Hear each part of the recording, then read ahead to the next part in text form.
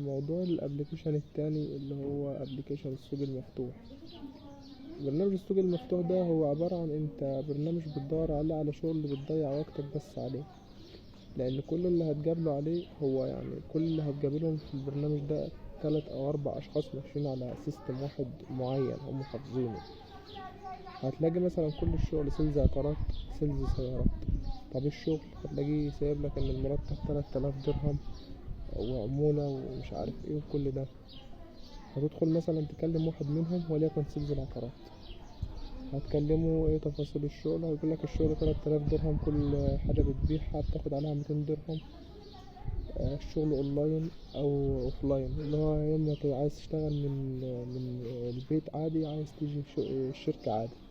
فانت طبعا الكلام جميل، 3000 درهم وعمولة وكلام من ده، كلام مبهر، هتوافق.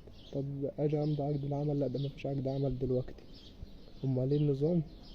هيقولك النظام انت هتنزل تدريب اسبوع، عجبت الشركة هتيجي تمضي عقد، ما عجبتهمش هنحاسبك على عمولة الاسبوع.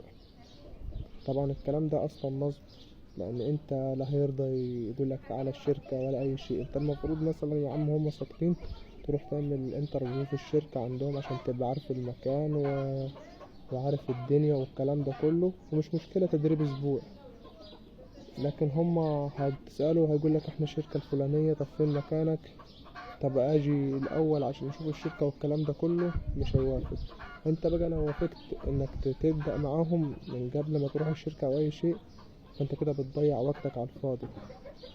هتوافق هتنزل اعلان في التاني اول يوم في التاني، وبعدين هتلاقي محدش بيرد عليك ولا حد بيسأل فيك اصلا.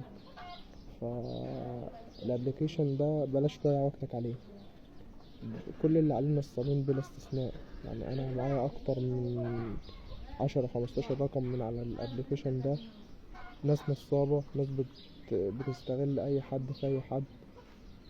فما تضيعش وقتك عليه، دور في مكان تاني، انزل دور ولف احسن ليك من الابليكيشن ده. فكده لا السوق المفتوح ولا مرجان هيفيدوك بشيء، هما بس بيضيع وقتك بس.